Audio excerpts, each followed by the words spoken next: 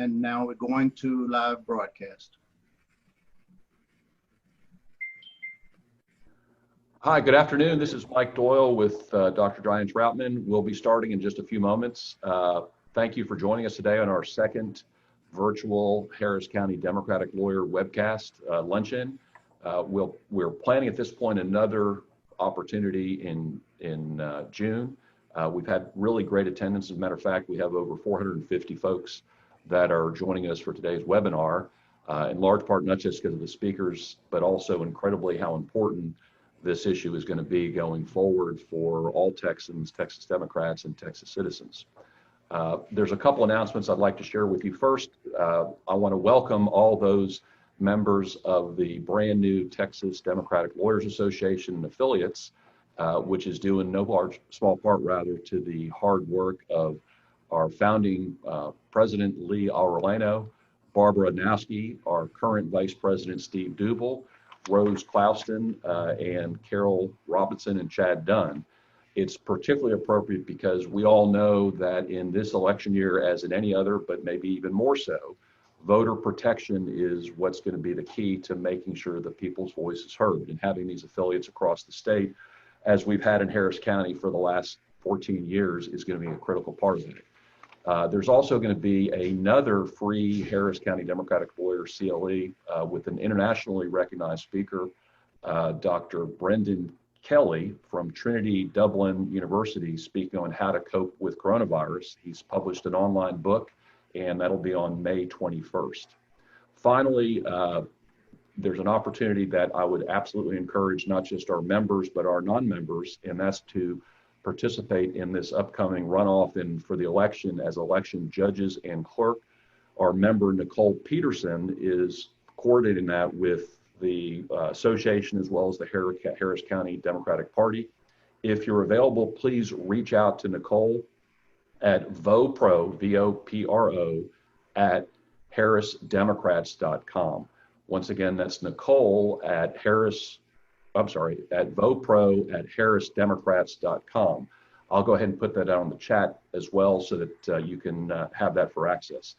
And along those lines, the way it's going to work today as it's worked in our previous webinar and probably the ones you participated, we're going to use the chat function. Dr. Troutman won't be able to stay until the very end, but there will be Doug Ray as well as Roxanne Warner from her office to answer questions.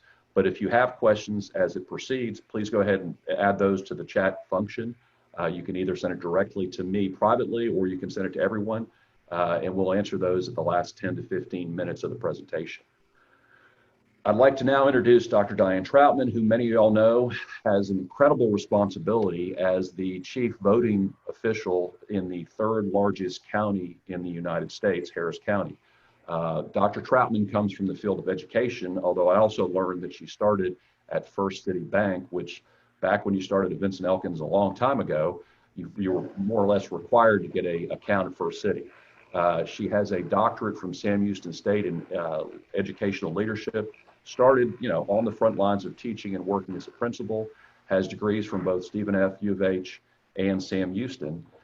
In doing her job under these trying times, she's one that deservedly has the background and experience to be able to do that. Please join me in welcoming Dr. Troutman. Thank you, Dr. Troutman. Thank you so much, Mike. Thanks so much for having me too. I appreciate the opportunity to talk about our preparations for the upcoming July and November elections. To start with, these are trying times, no doubt. But, I'm impressed and inspired every day by how people everywhere are rising to the occasion to make this work. And impressed and inspired every day by my staff, who has risen to the occasion to make sure that we have a safe, secure, and compliant election in July and November. So what have we been doing the last 6 weeks while we've been out of our office? We have been holding a lot of virtual meetings, collaborating with a variety of groups, community groups, voting rights groups. We've been talking to the U.S. Elections Assistance Commission, the Bipartisan Policy Center, The Brennan Center for Justice, we have a call with every couple of weeks as well. The Harris County Attorney's Office, Rice University, we have been dealing with Dr. Bob Stein, who has been developing a survey for voters and poll workers to get their views on what type of election setup would be best. We have also met with both political parties, preparing them for the different requirements for the upcoming primary runoff as well as November. And we have joined a 20-county coalition that meets every other week with the Secretary of State. In fact, we just got off that call this morning. So we're getting a bird's eye view of what other counties are experiencing and sharing best practices with them. So from all of this collaboration, what we have determined is that an expanded mail ballot program, in addition to a safe and secure in-person voting process, is going to be the best fit for Harris County.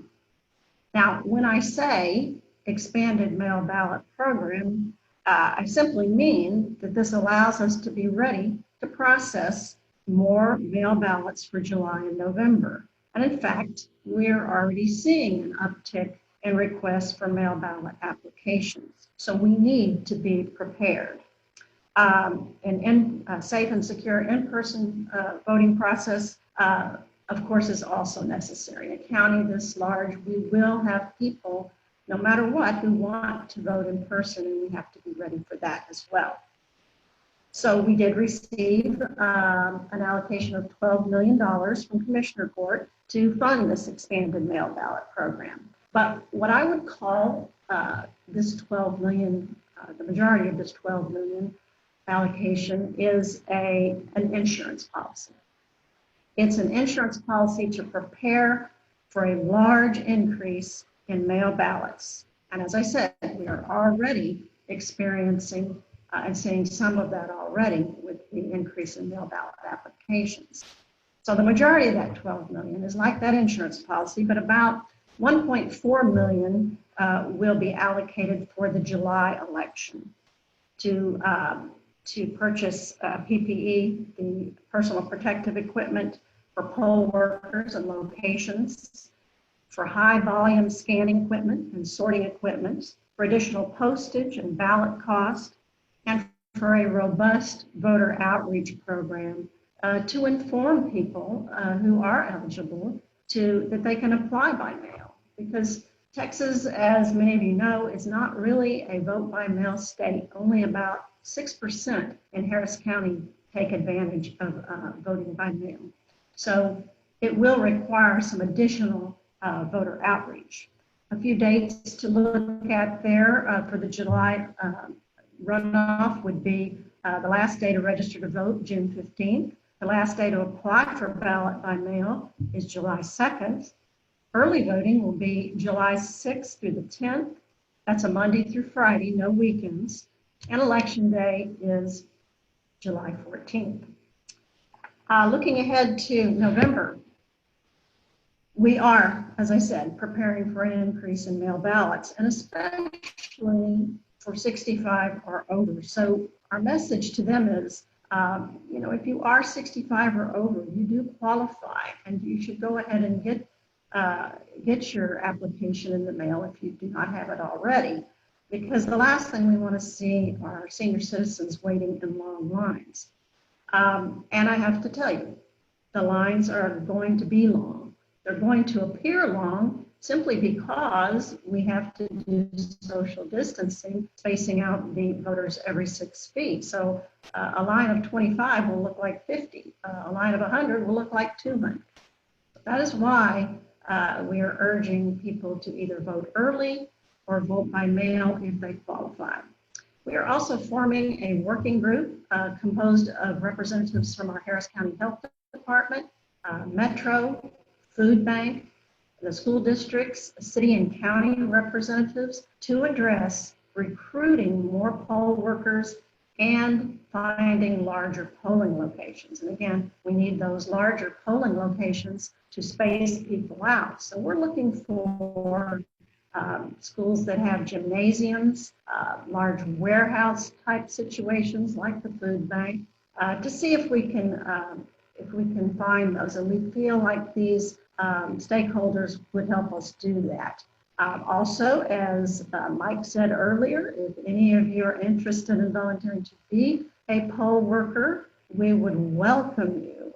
And so, yes, get with Nicole, or you can also get with Roxanne Werder, my Community Relations Director. She would be happy to sign you up, and so would I. We are also ordering the necessary PPE for poll workers, and that's going to include face shields, not just the mask, but the face shield that would completely, the plastic see-through that would completely cover the face, gloves, hand sanitizer, and disinfectant to disinfect the equipment and the countertops where voters come. We are also providing virtual training at home for poll workers. We are also preparing for that robust voter outreach program, asking voters to vote early, vote by mail if eligible, and return their mail ballot as soon as possible. And why is that important? Well, we don't want a last minute deluge of ballots to come to our office the day before or the day of the election. That would be extremely difficult to process. So we're really urging people as soon as they get their ballot, if they're voting by mail, to return it as soon as possible.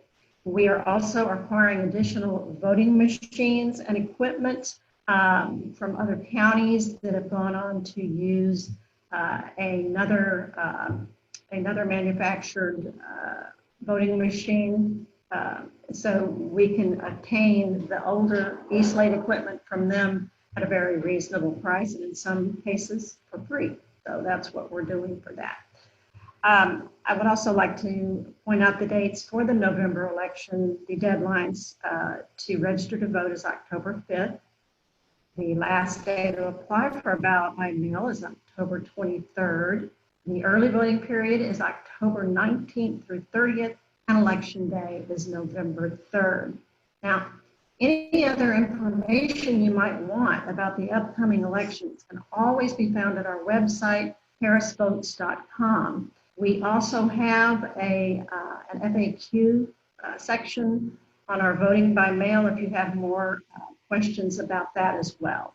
And with that, I think I'm going to turn it over to Mr. Doug Ray from our County Attorney's Office. Mike, I thank you again for having me. And again, please, if any of you are interested in being a poll worker, please let us know. We would love to have you. Thank you very much, Dr. Troutman. And we've got some questions that Doug and the folks that participating will be able to answer at the end. And thank you for putting this in your schedule. Thank you so much. Thanks. Now we're going to hear from Doug Ray, who's with the County Attorney's Office. He's the fella that is tasked with figuring out, given the proper advice, making the proper legal advice for Harris County on not just voting in general, but in particular this voting by mail issue that we're facing now in Harris County, given the pandemic. Doug started with the Attorney General's Office, worked in the condemnation section, and as he mentioned earlier when we were visiting, he had the responsibility for many of the freeways around the Houston area, which is kind of a mixed blessing, I guess, when he was doing eminent domain. Please join me in welcoming Doug Ray.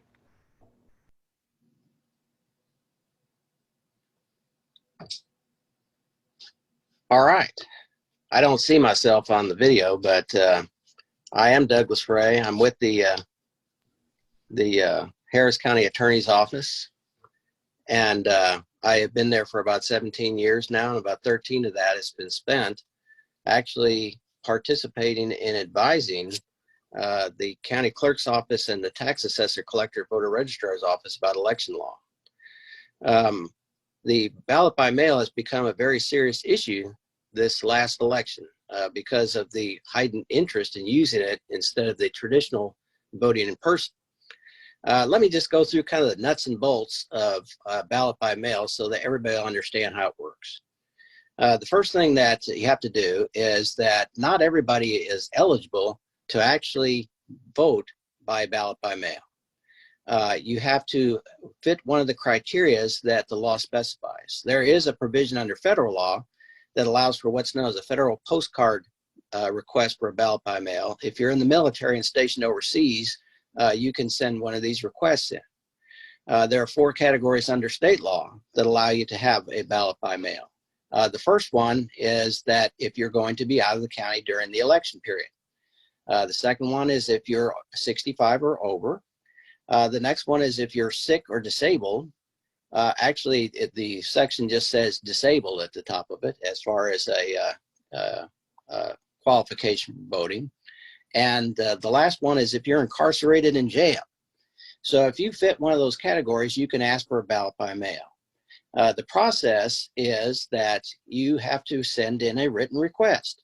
The written request has to, have your name, your address. If you're asking that it be sent to another address because you're going to be out of the county, or if you're in jail, you have to specify the address of the jail or the place you're going to be out of the county. But your address has to be the address that you're registered at, and it has to have an original signature. You can actually not use an electronic signature on this document. You actually have to have a wet signature, have that sent into the clerk's office. The period of time that you can request a ballot by mail is you can request a ballot for any election during the year in which the election takes place. So starting January 1st, you can ask for a ballot by mail for any election that takes place that year. If you're over the age of 65 or if you're disabled, you can actually do what's known as an annual request. You can ask that all elections during the coming year that we send you a ballot by mail during that period of time. And you have to make that every year. So next year, you'd have to put in a new request. The second thing is that you have to fill out the form, but you don't have to use the form that we prepared. You don't have to use the official state form. But you have to send it in writing and have all those components in it that I just described. Now, the official state form is available on the county clerk's webpage under the vote by mail provision on harrisvotes.com. So if you go to harrisvotes.com, hit the tab on ballot by mail, you'll see a link from which you can download and print that form. And you fill it out, sign it, and send it in. The form actually has all the categories that you'd be eligible to vote already on there, so you just check one of them and fill out the rest of the information and send it in. Once we receive a ballot by mail request, the county clerk's office has to send you a ballot once they're available within 7 days. So if you send one in for the runoff in July, they have to send you a ballot by mail within 7 days after the ballot is finalized. Obviously, people that are entitled to a postcard, federal postcard ballot by mail that are overseas, we have to send those out 45 days before Election Day, which as far as I can tell is somewhere around May the 31st. So our ballot will be prepared and ready to mail out at least by that day. So once you've sent in your request, if there's some defect in it, it can be rejected, but we have to give you notice of the rejection. We have to send you notice and give you an opportunity to give a new ballot by mail request. What we do when we get these requests is we check to see that you're actually a registered voter, that the addresses match, and we send you a ballot if you check one of the qualifications and we determine that you are qualified. Now, we don't go behind the clerk doesn't go behind the representation that you make on there that you're disabled or you're going to be out of the county or that you're incarcerated. They accept that at face value. We have neither the staff nor the legal authorization to do an investigation to see if you're properly asserting those bases for getting a ballot by mail. So the big thing, and I'll come back to this in a minute, is can you claim that you're disabled? And will you have to designate why you think you're disabled? And will we investigate as to why you were disabled? And the answer to all those is no. We don't require you to specify why you're disabled. We don't require you to submit any proof that you're disabled. We don't do any investigation as to whether your claim of disability is correct. Now, law enforcement may claim that you're committing fraud at a later time, and they may investigate, but the county clerk's office does not. We'll send you the ballot. Once the ballot is sent, then it's up to you to fill it out and return it to the county clerk's office. It must be received by the day after Election Day, and it must be postmarked by Election Day in order to be a valid ballot by mail. And that also must be filled out and signed by the voter with an original signature. Now, one question that comes up is, can I have somebody help me fill out my request, or can I have somebody help me fill out my ballot by mail? The answer is yes. However, if a person aids you in filling out your request, they must sign, put their name and sign an original signature that they are the person rendering the assistance. A person is not allowed to render assistance to more than one person unless that person is a member of that the voter's family.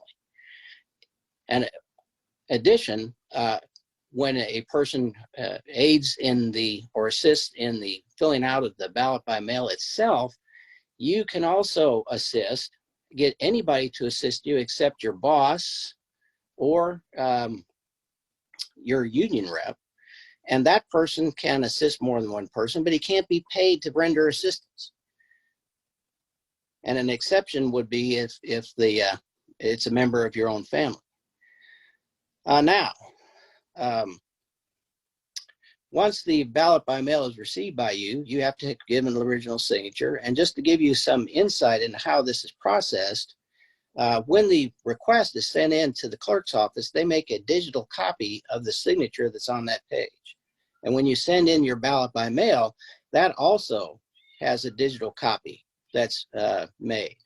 And the early voting ballot board, which is the board that actually considers the ballot by mail and also the provisional ballots, they review it to see if the signatures match. And the way this is done ordinarily is that the two signatures are put digitally side by side on a computer screen, and one member of the Republican Party and one member of the Democratic Party reviews the signature and determines whether or not those are genuinely the same signature.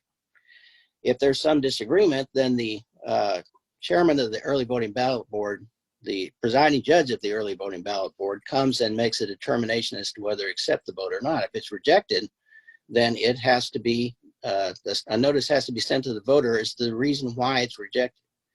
If you send in a ballot by mail and there's some defect to it, they have to send it back to you and give you an opportunity to get in a new ballot by mail if there's enough time to do so. So there's all these checks and balances to make sure that the person requesting the ballot is a registered voter, that he actually qualifies by claiming one of the bases for getting a ballot by mail, that his signature is matched to the signature that's on the ballot that's sent in by the voter, and that they can count it after that determination is made. So the question that's really come up lately has to do with what the definition of disability means. That is really the one thing that has caused all the controversy that everybody's heard about.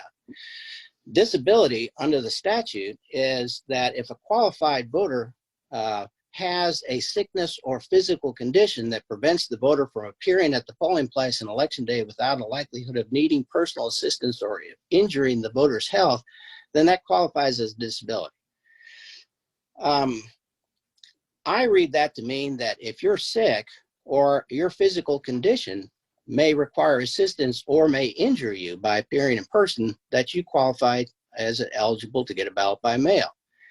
Let's parse that for just a little bit, because the Attorney General has also rendered an opinion about what that means.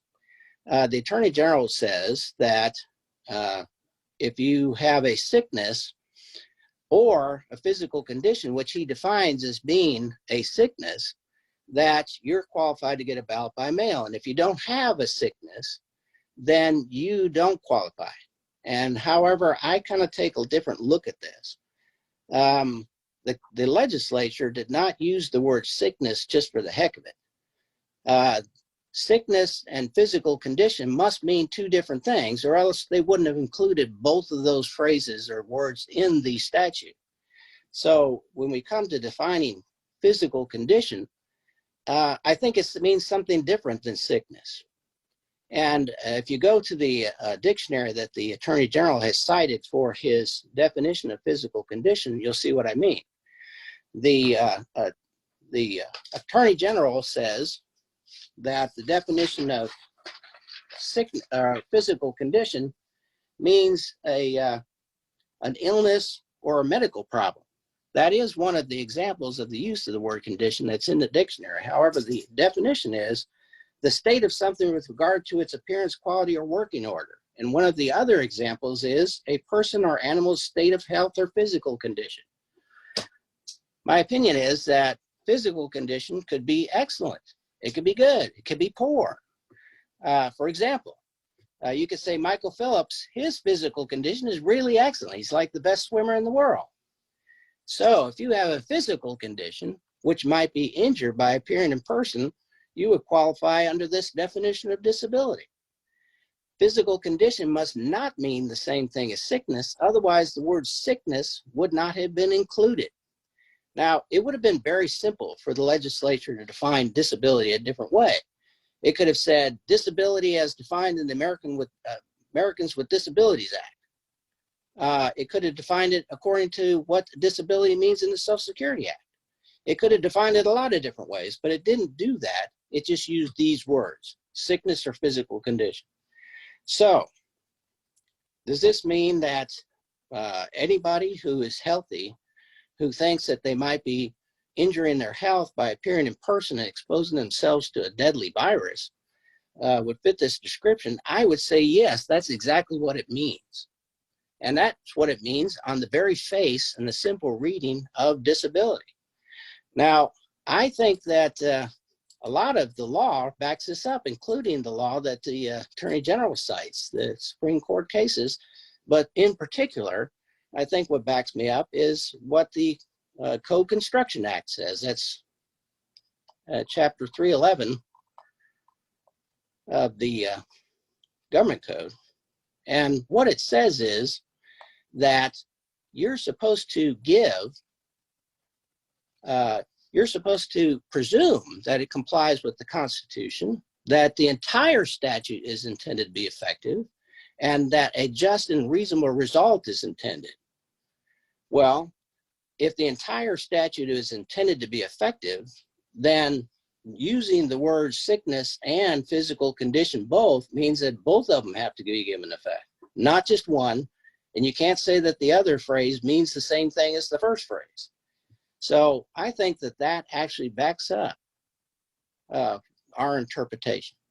Now, we have been involved in litigation. The Democratic Party originally filed a case in the district court in Travis County and asked the court to enter an injunction to prevent the county clerk there from rejecting requests for mail-in ballots on the basis of disability, under the interpretation that sickness or physical condition did not include assertions that the COVID virus might injure the voter. And the court looked at the same statute I just reviewed. The court decided that a reasonable interpretation of that statute was that a healthy individual who may expose himself to the COVID virus by appearing in person was a person that fits the definition of disabled, which allows a voter to ask for a mail-in ballot and enjoin the clerk from, or any election official for that matter, from rejecting a ballot on the basis of claiming that disability definition. So that once that was entered, the state, which intervened in the case, they appealed it. And under the rules of appellate procedure, it's my understanding that the appeal automatically stays to the lower court. But in the meantime, not only the Harris County clerk, but several election officials around the state have basically adopted the reasoning used by the court and the definition of disabled that I just described. And they're doing so based on my advice as well. There are other cases that have been filed in federal court down in San Antonio in the Western District. Those federal cases are more expansive. They basically claim that to interpret the laws as to exclude people under the age of 65 from being able to use the ballot by mail circumstances under these conditions where COVID infection is a possibility, that these folks are being discriminated against under the Constitution and under the Voting Rights Act. So I believe there's a hearing set for next Friday, the 15th, in federal court to decide whether an injunction should be imposed against the state from preventing people from using the ballot by mail system. So to review, if you're over the age of 65, if you're disabled, if you're going to be out of the county, or if you're in jail, you can request a ballot by mail. You don't have to describe to us what your disability is or the reason why you're going to be out of the county, for example. You can just check disabled without any further evidence, proof of why you're disabled whatsoever. And we will not go behind that and require any proof or check to see what your disability is. That being said, I guess I have reached the end of my remarks and would like the moderator to take back over. Well, thank you, Doug, and you did perfect timing. Congratulations. We now have an opportunity to hear from the Texas Democratic Party's voter protection chair or position, Rose Clouston. She's a graduate both of Florida and Georgetown, which is pretty unusual. I also know that she was in charge of online training nationally for Democratic candidates, so we have incredibly high expectations for her presentation. Thank you, Rose.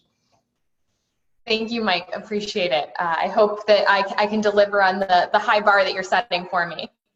So I'm so thrilled to be with all of you here today. And sorry, I just want to make sure I share my screen here before I get started. Great.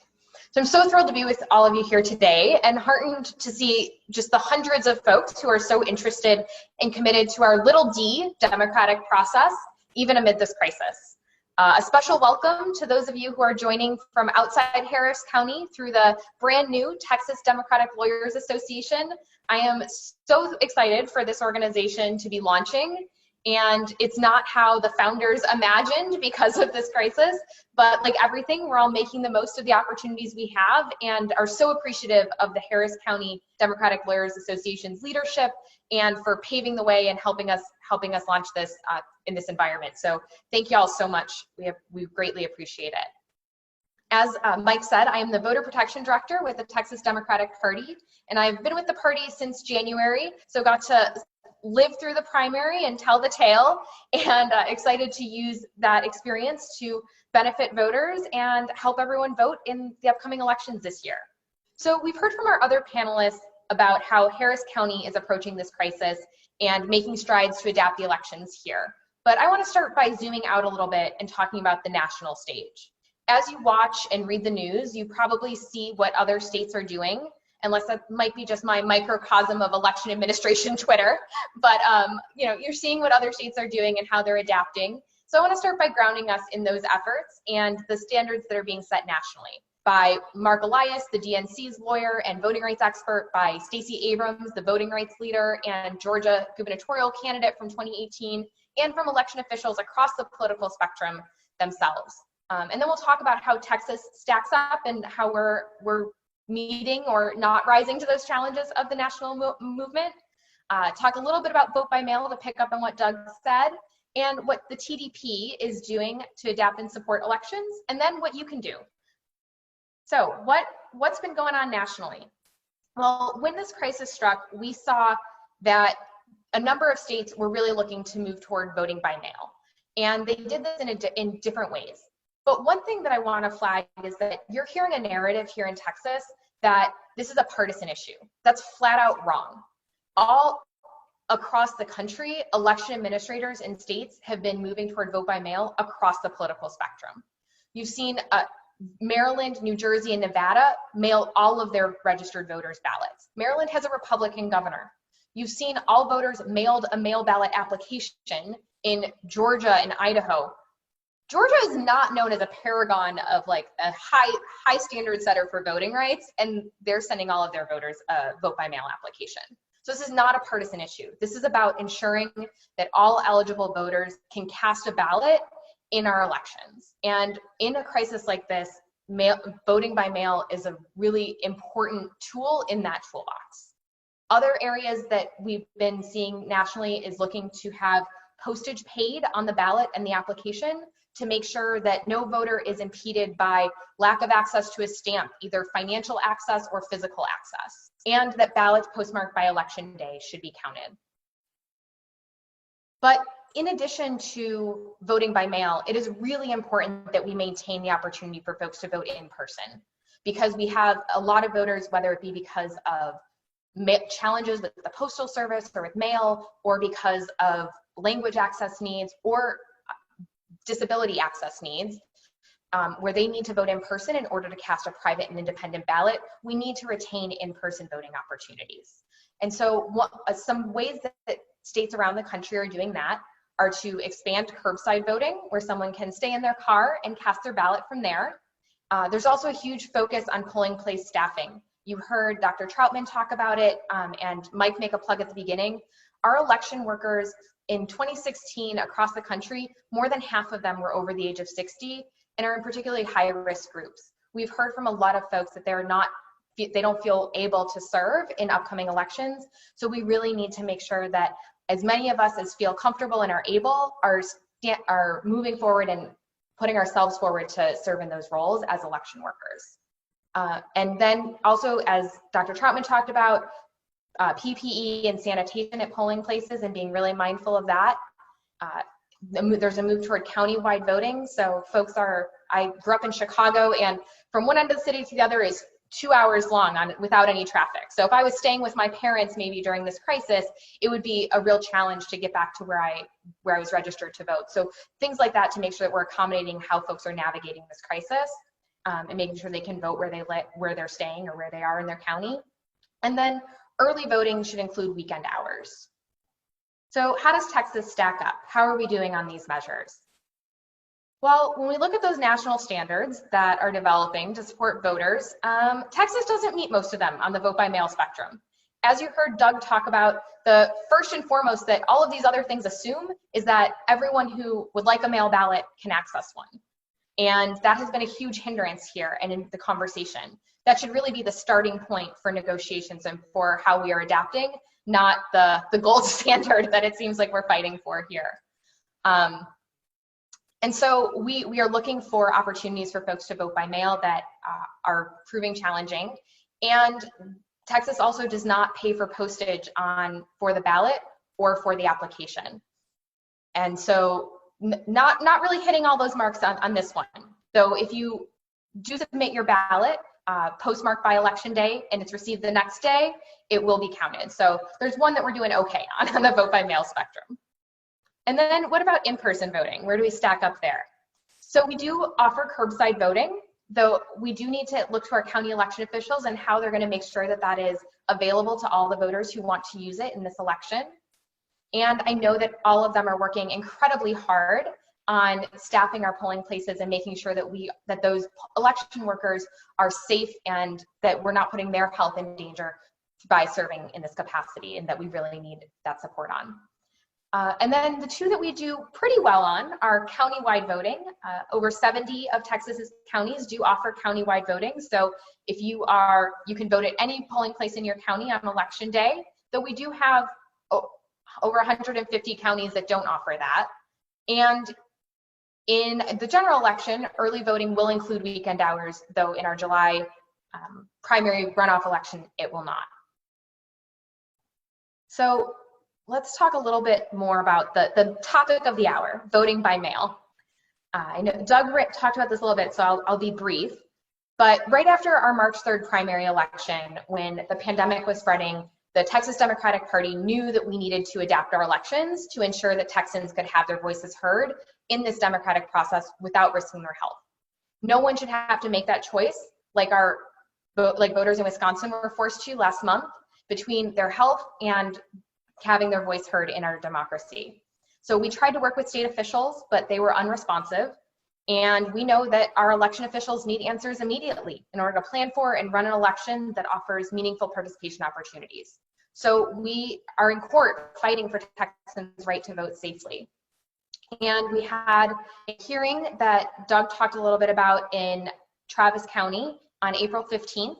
And then Judge Sulak issued an order that this is an excerpt from on April 17th, enjoining Travis County from rejecting any mail ballot applications received from registered voters who use the disability category of eligibility as a result of the COVID-19 pandemic. And then our illustrious Attorney General had issued a tweet and a letter last Friday that contradicted that order and was intimidating folks from applying to vote by mail. We disagree with the Attorney General's interpretation, and we had filed yesterday to enforce that order and enforce the court order that you saw there. And we have response due on May 11th. The Attorney General is supposed to respond to that. And that case is moving through the appeals process and through these different enforcement processes. As Doug mentioned, we also have a federal court case in San Antonio, and a couple other folks have filed federal cases as well. And we're just trying to get the clarity for voters and for election officials that they need in order to move forward with this election, so that we don't have the tragic situation that we saw in Wisconsin. If you're interested in finding out more about those cases and following along, we keep all of the filings on a blog on our website, and you can access that at txdem.co/cases. All right, what else is the Texas Democratic Party doing to ensure our elections work well for voters? So we are working with county Democratic parties across the state to support our election officials and spread the best practices that we see folks in Harris County and around the state doing, so that we can make sure that counties across the state are aware of those, and who don't necessarily have the same resources or the same access that our bigger counties do, get that information and can share that with their voters as well. And then we are also going to be working with our county parties to support this election worker recruitment effort and the ballot boards that Doug talked a little bit about, how the ballots are counted, and making sure that those are all fully staffed so that all ballots are able to be counted, all valid ballots are able to be counted. And these are for the folks who are really the most important people on election day, these election workers, right? So we want to support them in going the extra mile for voters and making sure that all voters have a welcoming and comfortable opportunity to vote. And you'll see if you've signed up for this, you will get if you're not in Harris County. So I know in Harris County, there was an email address shared for you to sign up to be an election worker. If you're outside of Harris County, we'll be emailing you probably next week with some opportunities to sign up in your county. And how we're supporting voters directly. So if you want to stay up on the latest voter information about eligibility for a vote by mail ballot and opportunities to sign up for one, you can go to mytexasvotes.com, which is our voter education website, where we share all the important information that a voter needs to cast their ballot.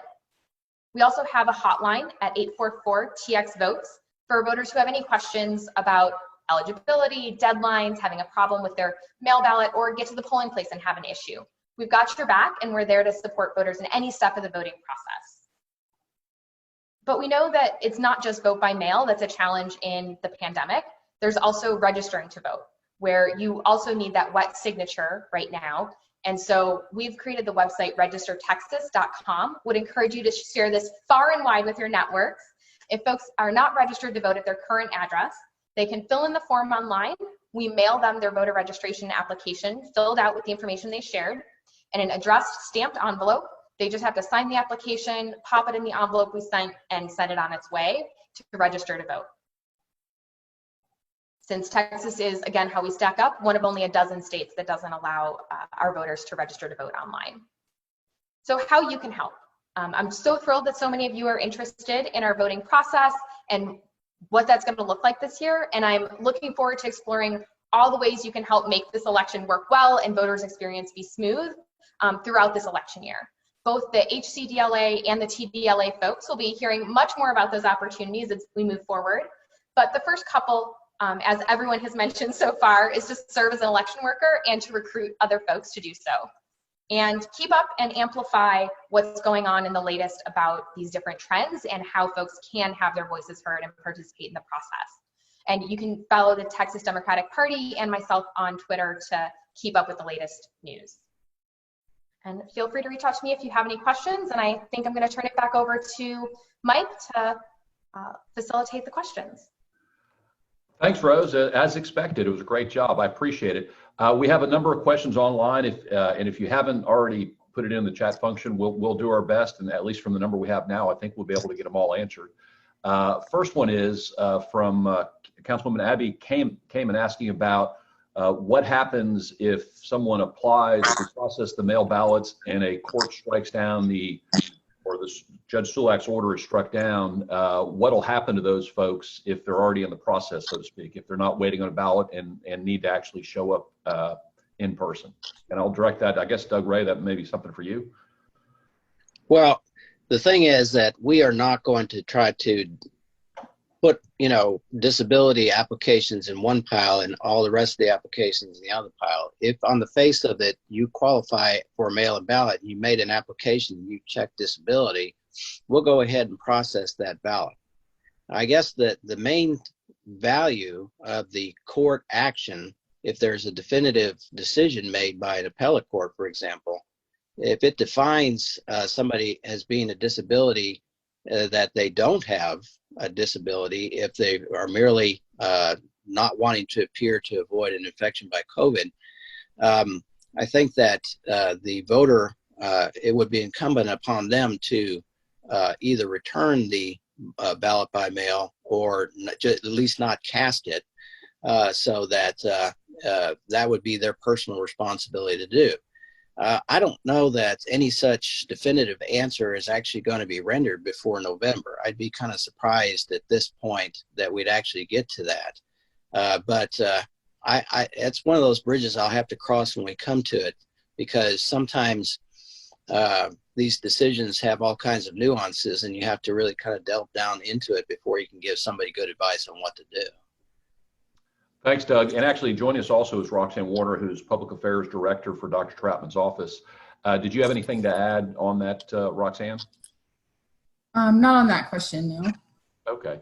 Related to that, Doug, so I want to make sure everybody kind of understands, and by the way, this recording as well as the slides everyone used will be posted on the Harris County Democratic Lawyer Facebook site. That's where I would also encourage everyone for additional information as well as a website, both to join as well as get information. But if you apply for a ballot, and I want to make sure we're clear on this, Doug, you under disability or whatever provisions of the law that apply to you or you believe apply to you, and you get the ballot, there's a decision later. What are you supposed to do with that ballot if you're concerned that you may or may not fall under one of those exemptions you've applied for? What's the course that at this point, if you're able to share with us, you can tell us? I mean, basically, you're allowed to cast your ballot according to your best judgment. There is a criminal penalty if you knowingly supply false information on an application or a ballot. So if you know that you're not qualified under the law to claim the disability exemption or eligibility, and you cast the ballot anyway, you could potentially have violated that law. At this point in time, I think everybody in good faith could make the assertion that they're eligible under the interpretation I have given you. And also, the county attorney's office has issued statements that say that anybody who thinks they might injure their health by appearing in person is eligible. That would constitute a defense under the law. You wouldn't actually have been knowingly or intentionally supplying any false information. That would be an honest assertion of the eligibility under that situation. Doug, you've done a great job of anticipating the next question, which was what about County Attorney Vince Ryan's statement regarding disability? And that's publicly available, I'm assuming, on the county attorney's website about whether or not they, what disability means and what a good faith reliance upon that would be? Yes, that statement is posted on the Harris County Attorney's website. Okay. And this one I think really is going to be for you, Roxanne. There's a question of specific, will the school board and municipal elections be scheduled on the same date, November 3, as the general election, if you know? Yes, I would say most of them have. It is up to those individual entities, but that's a great point that some of the elections that would have been on May 2nd have been moved back to November. And it is one thing to consider too when you think about voting early or voting by mail, because we, as a reminder, don't have straight ticket voting. And so when you add on additional items to a ballot, the ballots for Harris County voters will probably be pretty long because they'll have those things that would have been in May on them in November. Roxanne, there's another one kind of directed, I think, that you'll be able to help us with. Dr. Troutman's already spoken about the steps already taken so far to protect folks at the polls, election workers in particular. And there's a question from Philip Kingston about whether or not election workers will have access to testing after the July runoff in particular, if that's been determined or made available yet. That's a really great question. To my knowledge, we haven't had any kind of discussions, or we don't have a full plan or anything about testing post-election, but that's certainly something that we can work with the Harris County Public Health Office on and see what that might look like. Great, and I'll ask Roxanne as well as Doug. We'll put with their permission, their emails up for further questions that if they can help you, they will obviously, but we'll put that up on the chat function as well for follow-up on kind of what I would call the mechanics of the voting process. We have a question from Bruce Rothstein, which I think has been answered about the process of doing voting by mail, the signature comparison, and I think we already have answered that one. I do want to say too, Dr. Troutman mentioned that additional money that we got from Commissioner's Court, and part of those funds are to help us with additional staffing that might potentially be needed should we have a larger than normal amount of mail-in ballots. Great. The next one I noted is from Audrey Evans asking about the information, and I've sent that out. It's in the chat function for Nicole Peterson, who's coordinating that in Harris County. That's at votepro@harrisdemocrats.com. That's the recruiting of election judges as well as folks to assist in protecting our vote in November. Let's see.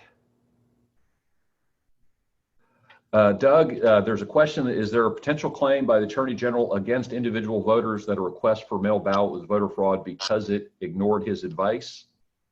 Is that, I think the question, as I understand it, is statements that have been made by our Attorney General of the state of Texas intended to have any purpose that you can determine to guide voters, or what's the whole purpose of the Attorney General statements if you're able to make that determination?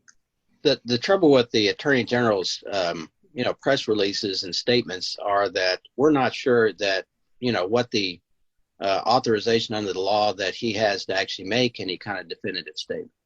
Obviously, the Attorney General has the power to prosecute voter fraud if he wants, and he can take the position that people are intentionally violating the law if they claim the eligibility under the disability eligibility without actually being, according to him, disabled. But I think there's a really good faith argument that the disability exception under 82.002 doesn't mean what he says it means. It means it means what I said it meant.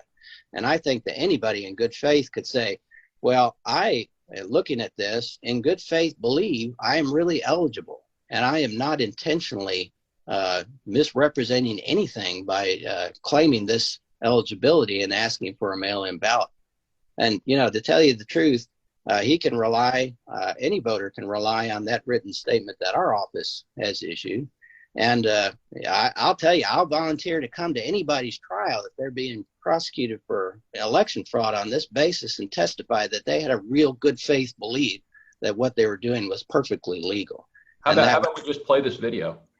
Yeah, there you go. And one of the scariest parts about that letter was that he threatened not only the voters that might claim it, but anybody such as myself that might advise a voter to claim that particular eligibility. So just by coming on this video and giving you a real clean video recording of me advising people to do it, according to the Attorney General, the Commission of Voter Fraud, and I'm not the least bit afraid of any kind of prosecution like that, neither should anybody else. Well, it kind of sounds like it's your job at the county attorney's office, I would expect. It absolutely is. And actually Roxanne has already answered it. If you do apply by mail, then there's a email as well as a direct number that's on the chat function for how you can check on the status. And likewise, Roxanne, I think this is one for you. Mechanically, if you determine later or there's some determination and you actually get a mail-in ballot, what are you supposed to do if you want to vote or if the circumstances change that you're actually able to vote in person? What's the process? Yeah, so if you do have your mail-in ballot in hand and you decide that you want to vote in person, bring that ballot with you when you go vote, and you will still be able to vote in person. I think Doug might want to elaborate on that answer, though. I think there's a little bit more technical to it as well. Yeah, basically, this is a question that actually comes up in my business all the time. Essentially, if you have a mail-in ballot, the election workers on election day or early voting will have that on their list that you've requested a mail-in ballot.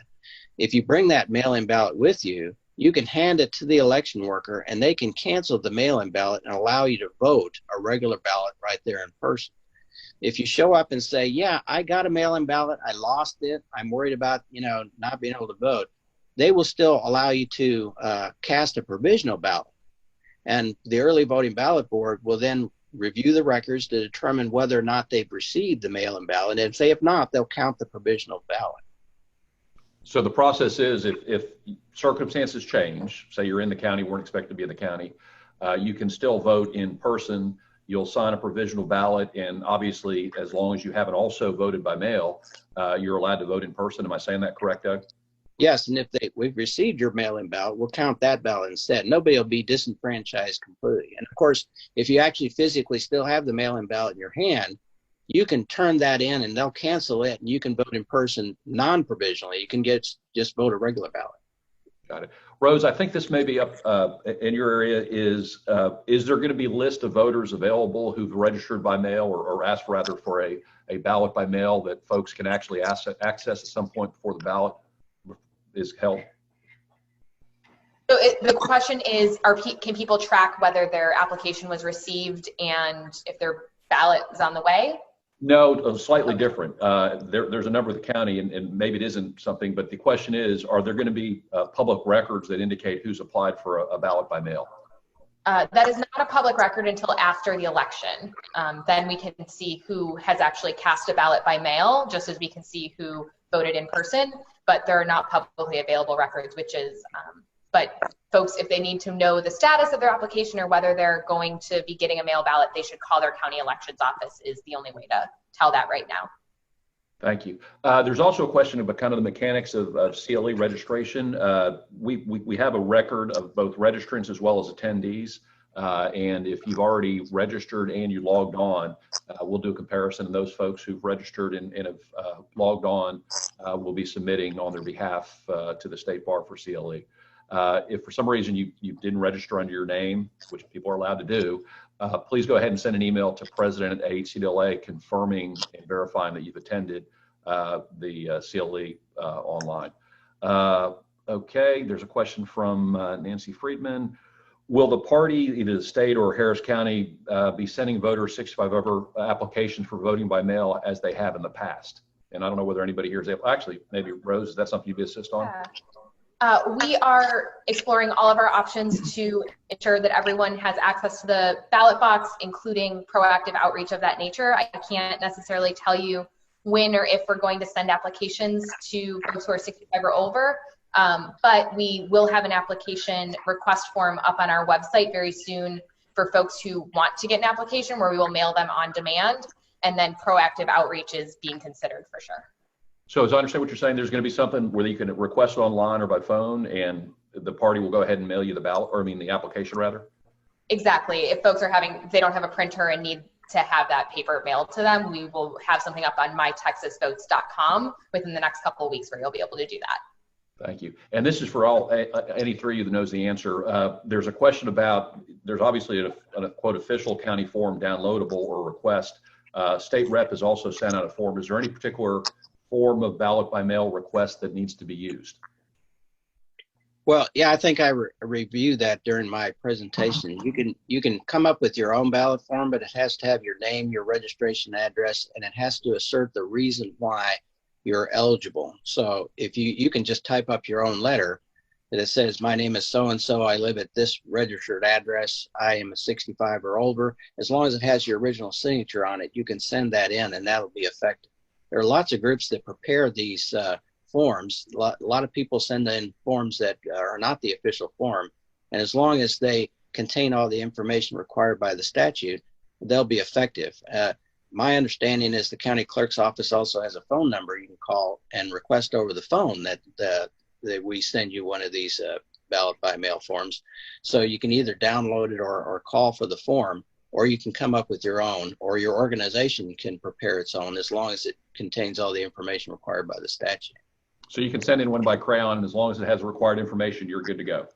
Absolutely, but your crayon signature has to match the signature. If you use a form, you know, so those, we do know that teams or elected officials do send the forms out. Our office typically works with them on that too. So those forms are valid. You can download a form off of harrisvotes.com as well. And either one of those is fine. And there is one you can download from the Secretary of State that's a bit different than ours, but that's okay too. Yeah, lots of organizations have these forms you can download off their webpage. Thanks. And so basically any form that has it, but obviously the preference is the form, and it sounds like there's many opportunities, whether by phone, mail, or calling into the office to get them to mail it to you. That probably, well, not probably, I would certainly recommend that rather than crayon, but that's certainly sounds like as long as you meet the blue requirements. Doug, there's a couple questions that I would kind of group in terms of kind of the legal proceedings going on. One of them is there anybody in Dallas County who kind of has your role within the county attorney's office that you can identify?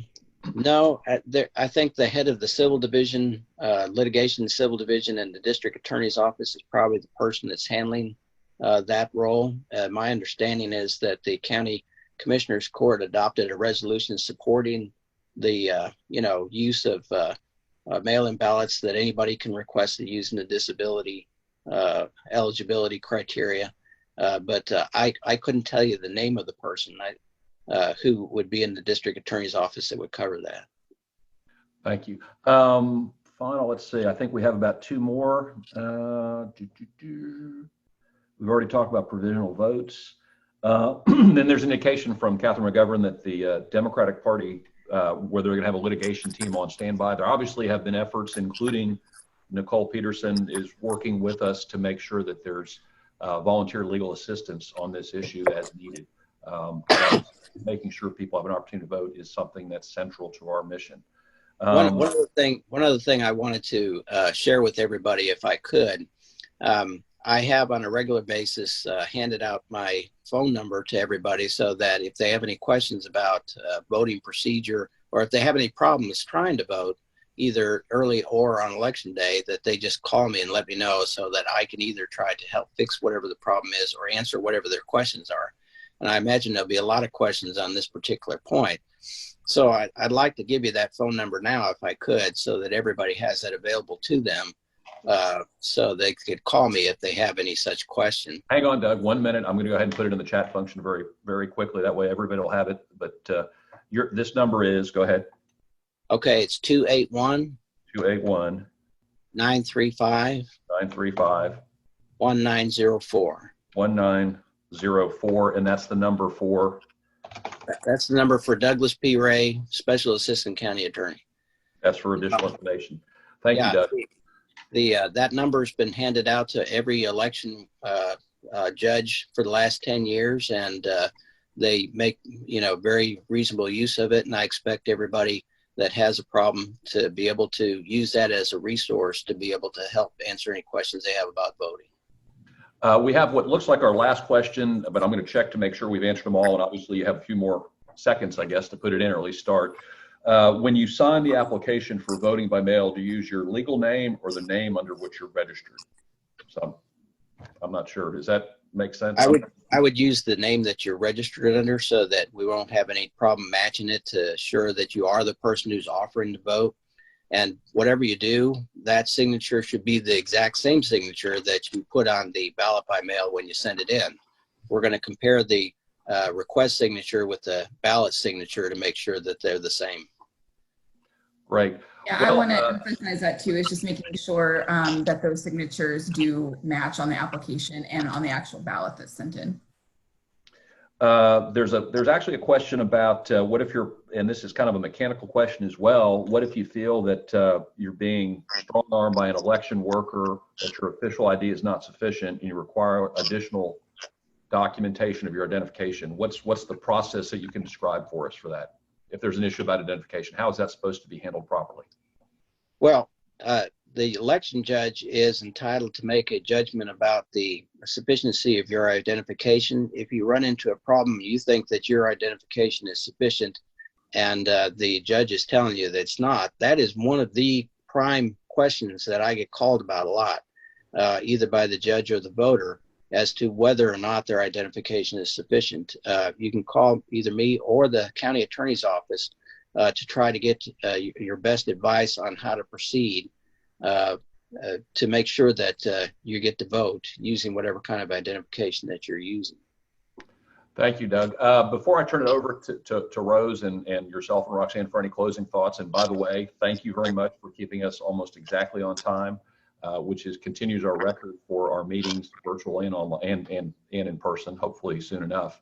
I want to remind everybody, in addition to the May 21st event with Dr. Brendan Kelly, there's also going to be a Harris County Democratic Party Ramadan event tomorrow.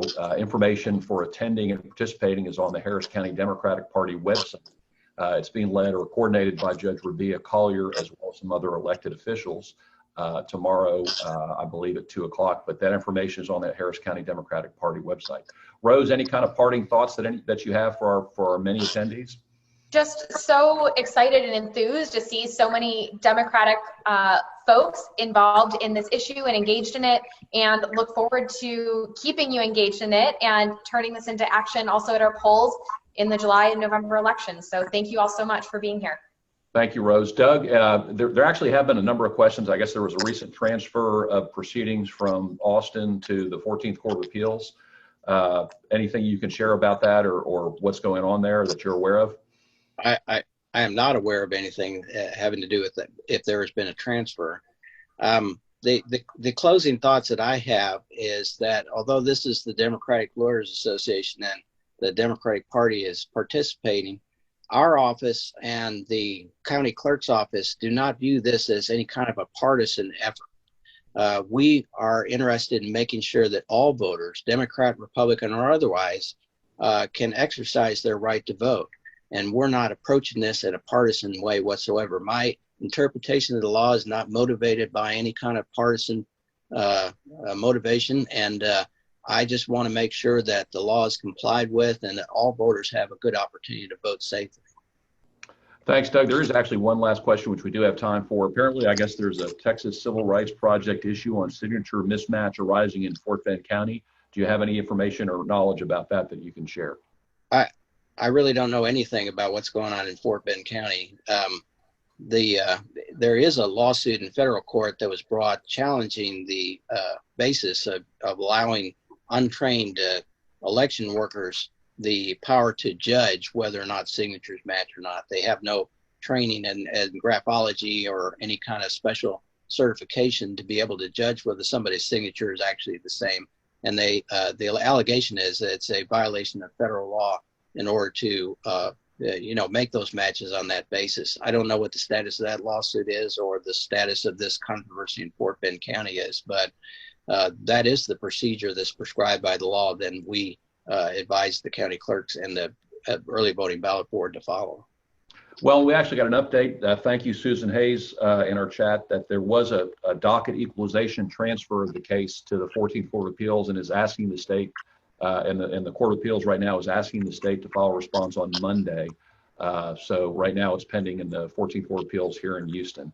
Roxanne, thank you again for being here. Anything else you want to add? And obviously, please pass on our thanks to Dr. Troutman for joining us and sharing what's going on here in Harris County and what she's working at. Sure. Thank you to everyone for being here. And just to echo Dr. Troutman's sentiment, we are working mostly remotely, but we're still working really hard. And we understand there's a lot of questions right now, but we're doing everything we can to continue to do our elections that are safe and accessible. And we'll just keep on working at that.